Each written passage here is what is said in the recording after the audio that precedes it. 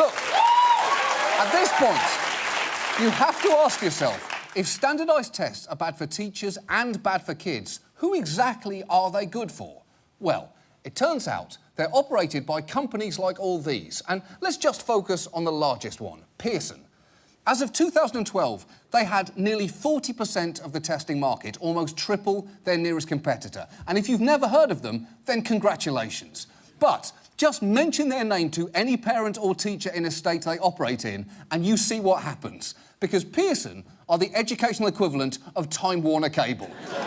Either you've never had an interaction with them and don't care, or they have ruined your fucking life. Pearson have a shocking amount of influence over America's schools. So much so that at this point, a hypothetical girl could take Pearson tests from kindergarten through at least 8th grade, tests, by the way, that she studied for using Pearson curriculum and textbooks taught to her by teachers who were certified by their own Pearson test. If at some point she was tested for a learning disability, like ADHD, that's also a Pearson test. And if she eventually got sick of Pearson and dropped out, well, she'd have to take the GED, which is now, guess what? Also a Pearson test. In fact, the only test they have no hand in is the HPV test she might take in college, and I can only assume that they'll get on that as soon as they see this fucking show.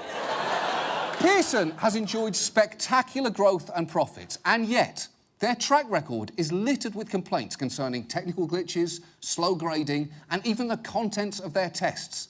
Take what happened in New York just a few years ago.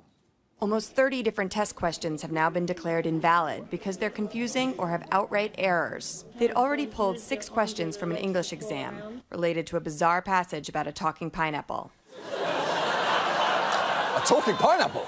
Well, at the risk of sounding like a DreamWorks executive talking to a CGI animator, tell me more about this talking pineapple. Students had to answer questions about the story, which they say goes like this. A pineapple challenges a hare to a race. Other animals figure the fruit has a trick up its sleeve, but the hare wins and the animals eat the pineapple.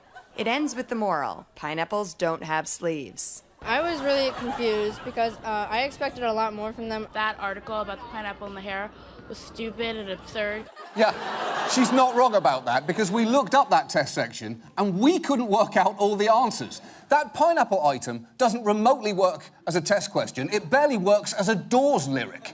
But it's not just Pearson's questions that are a problem. It's how they check the answers. The company posted this ad to Craigslist. It's to find people to grade the exams. Craigslist. They look for scorers on Craigslist.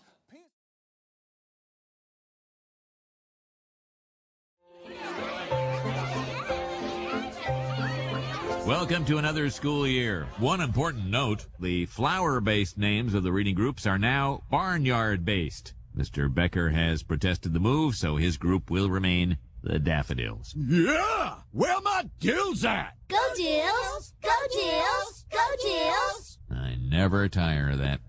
One other announcement. At the end of the month, we'll be participating in the Vice President's Assessment Test. He stinks! We're assessing you, not him. Withdrawn. The VPAT is part of the federal government's No Child Left Alone Act. It'll be a rewarding day of pencil sharpening and eyes on your own paper keeping. Cut the horse bull, Seymour. Your scores on this test will determine how much money this suck shack gets for years to come. So we will spend every moment of the next 2 weeks drilling the questions and answers into your soft little skulls. Shaw is too gregarious, as he's full is too bellicose.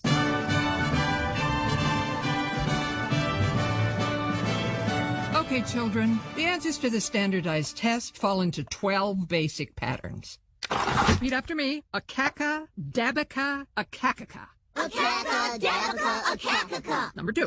Dakaka, a dada, batacat. Dabica, a dada, batacat. Biggest city in Montana. Helena? Wrong. Huh.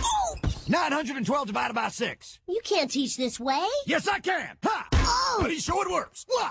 Where were these studies conducted? Ball State.